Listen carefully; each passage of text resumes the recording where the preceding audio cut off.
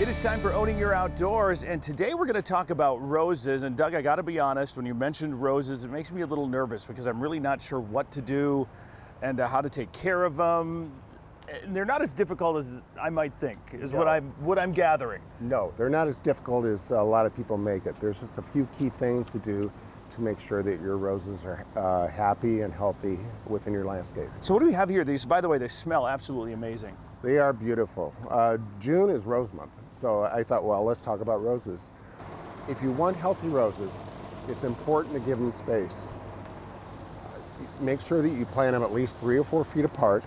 That way you get air going through there. You don't get some of the diseases on your roses. Doug, take me through and explain the process of putting one of these into the ground. Okay, Sean, first of all, if you're doing a whole bed of roses, you probably want to till the ground to about 6 inches, add some organic material, and then till it in again. Most people just do 1 or 2 roses. So what you would do is you dig a hole about 1.5 times the size of the container, and with the soil that you've taken out of the ground, you'll mix some organic material. Now, organic material can be manure, it can be manure, composted manure. It can be even just compost that you do from your own house.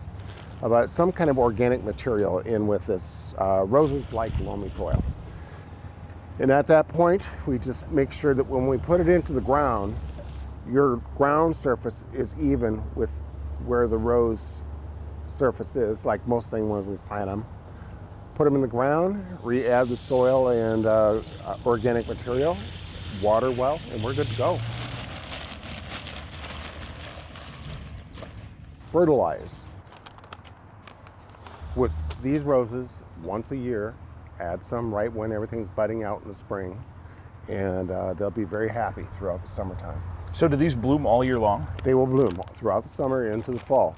I do encourage people to deadhead. When they get the opportunity, you'll get more blooms.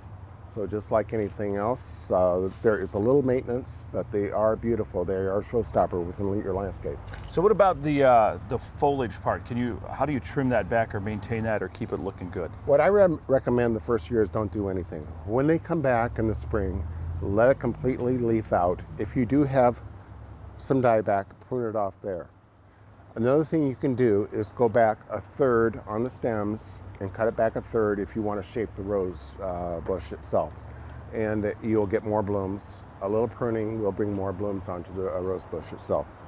And you were mentioning earlier that you can actually use these in a planter? Yes, do it all the time.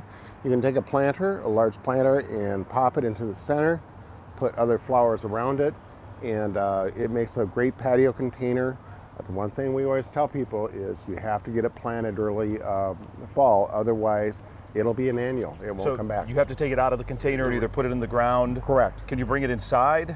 You can bring it inside. I recommend getting it into the ground, let it root in somewhere. And what about covering it? Do you have to cover it or can you just let these go through the winter? No. The only thing you need to do with this type of rose bush is to take and mulch it up good in the wintertime.